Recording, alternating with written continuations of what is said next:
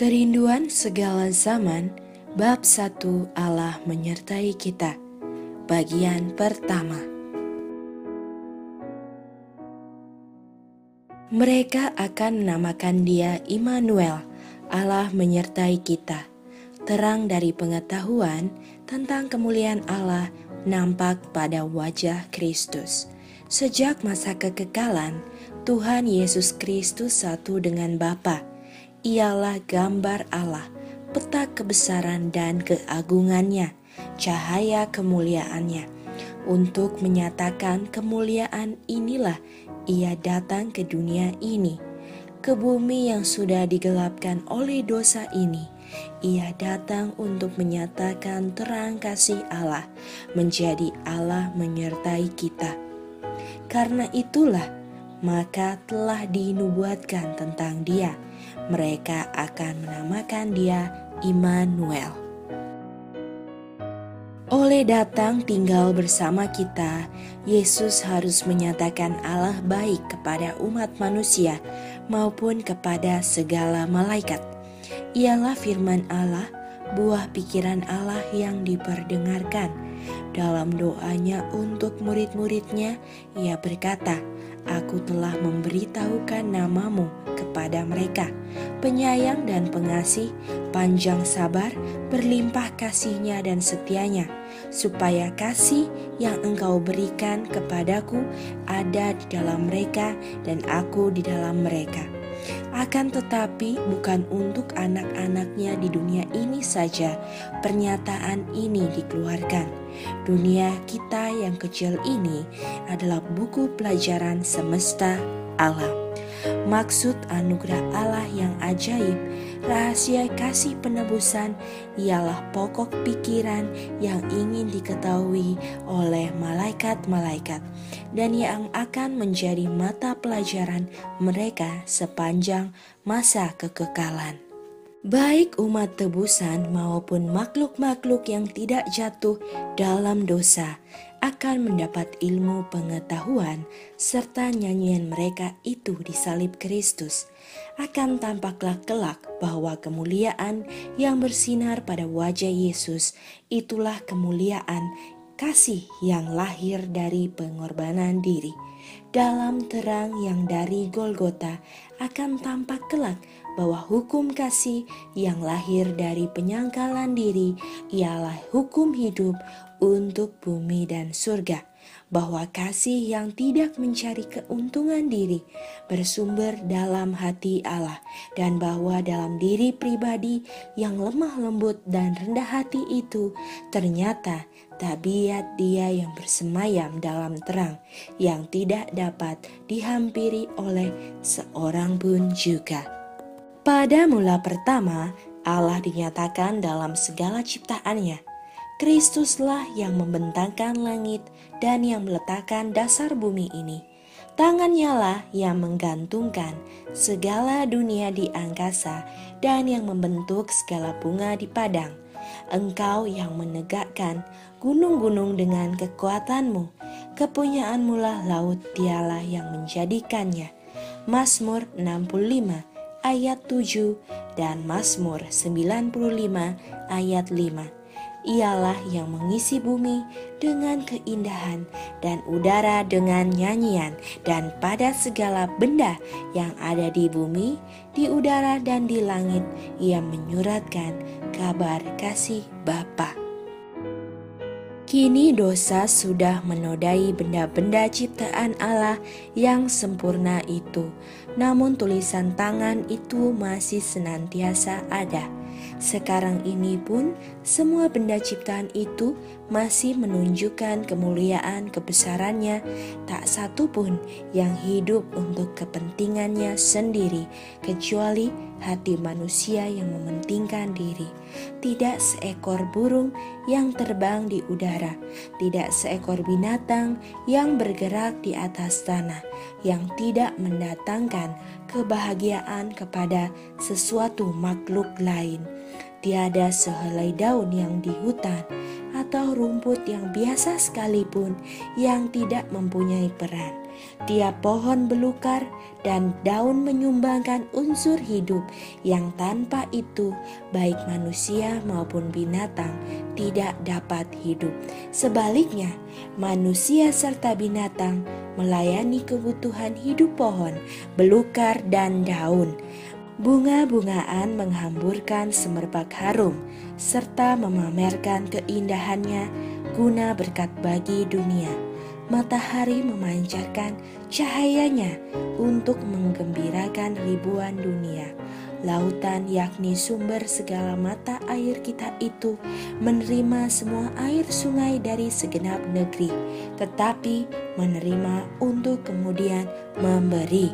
Kabut yang naik dari permukaannya jatuh berupa hujan lebat untuk membasahi bumi agar dapat mengeluarkan hasil.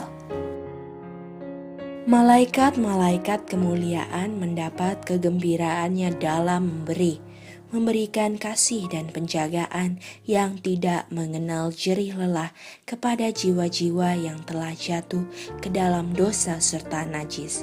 Makhluk-makhluk semawi membujuk hati manusia. Mereka itu membawa terang dari istana surga ke dunia yang gelap gulita ini. Dengan pelayanan yang lemah lembut dan kesabaran, mereka menggerakkan roh manusia untuk membawa yang sesat ke dalam persekutuan dengan Yesus yang lebih rapat lagi daripada yang mereka sendiri dapat ketahui. Tetapi beralih dari semua gambaran yang lebih kecil itu, kita memandang Allah dalam diri Yesus. Oleh memandang kepada Yesus, kita melihat bahwa memberi itu adalah kemuliaan kita. Aku tidak berbuat apa-apa dari diriku sendiri, kata Yesus, sama seperti Bapa yang hidup mengutus aku dan aku hidup oleh Bapa, tetapi aku tidak mencari hormat bagiku, melainkan kemuliaan bagi Dia yang mengutus aku. Yohanes 8 ayat 28, Yohanes 6 ayat 57, Yohanes 8 ayat 50, dan Yohanes 7 ayat 18. Dalam perkataan ini dikemukakan asas utama yang menjadi hukum hidup bagi semesta alam. Segala sesuatu diterima Kristus dari Allah, tetapi Ia menerima untuk kemudian memberi. Demikianlah di istana surga, dalam pelayanannya kepada semua makhluk, oleh Putra yang kekasih itu, hidup Bapa mengalir kepada sekaliannya. Melalui Putra itu, hidup tersebut kembali pula dalam rupa puji-pujian dan pelayanan gembira, gelombang kasih yang meluap-luap kepada sumber besar dari semuanya. Dengan demikian, melalui Kristus lengkaplah peredaran segala kebajikan yang membayangkan sifat penganugerah besar itu, yang mana ialah hukum hidup. Justru di surga, hukum ini telah dilanggar. Dosa berasal dalam sifat mementingkan diri. Lucifer, kerup yang menaungi itu, ingin menjadi kepala di surga. Ia berusaha hendak menguasai seluruh makhluk yang di surga, menjauhkan mereka dari Khaliknya, dan mendapat penghormatan mereka kepada dirinya sendiri. Sebab itu ia telah salah melukiskan tentang Allah dengan mengatakan bahwa Allah sungguh gemar meninggikan diri. Ia berusaha mengenakan ciri-ciri tabiatnya sendiri yang jahat itu kepada Khalik yang penuh kasih sayang. Demikianlah ia memperdaya malaikat-malaikat. Demikianlah pula ia memperdaya manusia. Disesatkannya mereka supaya meragukan sabda Allah dan jangan percaya akan kebaikannya, sebab Allah Maha Adil dan Maha Besar. Setan mengusahakan agar mereka memandang kepadanya sebagai Allah yang bengis dan tidak mengenal ampun. Demikianlah diajaknya manusia menggabungkan diri dengan Dia dalam pemberontakan melawan Allah. Kemudian malam malapetaka pun meliputi dunia ini. Bumi gelap oleh salah pengertian akan Allah, supaya bayang-bayang yang gelap itu dapat diterangi, supaya dunia dapat dibawa kembali ke pangkuan Allah. Kuasa penipuan setan harus dihancurkan. Ini tidak dapat dilakukan dengan kekerasan. Penggunaan kekerasan bertentangan dengan asas-asas pemerintahan Allah. Ia menghendaki hanya pelayanan kasih, dan kasih tidak dapat dipaksakan. Kasih tidak dapat diperoleh dengan kekerasan atau kekuasaan. Hanyalah kasih yang dapat menggugah kasih itu. Mengenal Allah berarti mengasihinya. Tabiatnya harus dinyatakan sebagai kebalikan dari tabiat setan. Pekerjaan ini dapat dilakukan hanya oleh satu pribadi di semesta alam ini. Hanya Dia yang mengetahui tinggi serta dalamnya kasih Allah. Itulah yang dapat menunjukkannya. Dalam malam gelap gulita dunia ini, matahari kebenaran itu harus terbit dengan kesembuhan pada sayapnya. Rencana penebusan kita bukanlah suatu buah pikiran yang lahir belakangan, suatu rencana yang dirumuskan sesudah Adam berdosa. Rencana tersebut adalah wahyu yang sesuai dengan pernyataan rahasia yang didiamkan berabad-abad lamanya. Roma 16 ayat 25. Itu uraian asas-asas yang telah menjadi dasar singgasana Allah sejak zaman abadi. Sejak mula pertama, Allah dan Kristus sudah mengetahui kemurtatan setan dan kejatuhan manusia oleh kuasa tipu daya pendurhaka itu. Allah tidak merencanakan supaya dosa ada, akan tetapi melihatnya lebih dahulu jauh sebelum dosa itu lahir, lalu mengadakan persiapan guna menghadapi peristiwa yang mengerikan itu. Sungguh besar kasih-Nya bagi dunia ini, sehingga dijanjikannya memberikan anaknya yang tunggal, supaya setiap orang yang percaya kepadanya tidak binasa, melainkan beroleh hidup yang kekal. Yohanes 3 ayat 16. Lucifer telah berkata, "Aku hendak naik ke langit, aku hendak mendirikan takhtaku mengatasi bintang-bintang Allah, hendak menyamai yang maha tinggi." Yesaya 14 ayat 13 dan 14. Akan tetapi Kristus yang walaupun dalam rupa Allah tidak menganggap kesetaraan dengan Allah itu sebagai milik yang harus dipertahankan, melainkan telah mengosongkan dirinya sendiri dan mengambil rupa seorang hamba dan menjadi sama seperti manusia. Filipi 2 ayat 6 dan 7. Inilah suatu pengorbanan sukarela. Yesus sebenarnya boleh tetap tinggal di sisi Bapa. Ia sebenarnya boleh tetap memiliki kemuliaan surga dan mendapat penghormatan segala malaikat. Tetapi Ia memilih menyerahkan kembali tongkat kerajaan itu ke tangan Bapa dan turun dari tahta kerajaan alam semesta, supaya Ia dapat membawa terang kepada mereka yang di dalam kegelapan, serta hidup kepada mereka yang sedang binasa. Hampir 2000 tahun yang lampau, terdengarlah suatu suara yang mengandung arti rahasia di surga dari takhta Allah. "Sungguh aku datang, korban dan persembahan tidak engkau kehendaki, tetapi engkau telah menyediakan tubuh bagiku.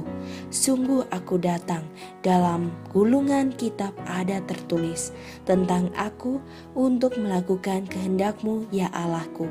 Ibrani 10 ayat 5-7. Dalam kata-kata ini diumumkan pelaksanaan maksud yang telah dirahasiakan sejak zaman yang kekal. Kristus sudah hampir akan mengunjungi dunia kita ini dan menjelma menjadi manusia. Firman-Nya, "Engkau telah menyediakan tubuh bagiku." Sekiranya Ia datang dengan kemuliaannya yang ada padanya bersama dengan Bapa sebelum dunia ada, maka kita tidak akan tahan melihat cahaya hadirat-Nya, supaya kita dapat melihatnya dan tidak menjadi binasa. Kehebatan kemuliaannya diselubungi, keilahiannya diselubungi oleh kemanusiaan, kemuliaan yang tidak kelihatan dalam tubuh manusia yang kelihatan. Maksud besar ini telah dibayangkan selanjutnya dalam bayangan dan lambang, belukar yang bernyala-nyala, yang dalamnya Kristus menampakkan diri kepada Musa, menyatakan Allah. Lambang yang digunakan untuk membayangkan kepribadian ilahi itu adalah sebuah belukar yang sederhana, yang nampaknya tiada mengandung penarikan. Belukar itu menjadi lambang ilahi. Allah yang maha murah itu menyelubungi kemuliaannya dalam sebuah lambang yang paling sederhana, supaya Musa dapat melihatnya dan tetap hidup. Demikianlah dalam tiang awan pada siang hari dan dalam tiang api pada malam hari. Allah mengadakan hubungan dengan Israel, menyatakan kehendaknya kepada manusia, serta mengaruniakan rahmat-Nya kepada mereka. Kemuliaan Allah dikurangi, serta kebesarannya diselubungi supaya mata manusia yang lemah itu dapat melihatnya. Demikianlah Kristus harus datang dalam tubuh seperti tubuh kita yang hina ini. Filipi 3 ayat 21, menjadi sama dengan manusia. Di mata dunia ia tidak mempunyai kecantikan, sehingga mereka harus menyukai dia. Namun ialah Allah yang telah menjelma, terang surga dan bumi. Kemuliaannya diselubungi, kebesarannya serta kekuasaannya disembunyikan, supaya ia dapat merapatkan diri kepada manusia yang berduka cita dan tergoda. Kerinduan segala zaman, Ellen G. White.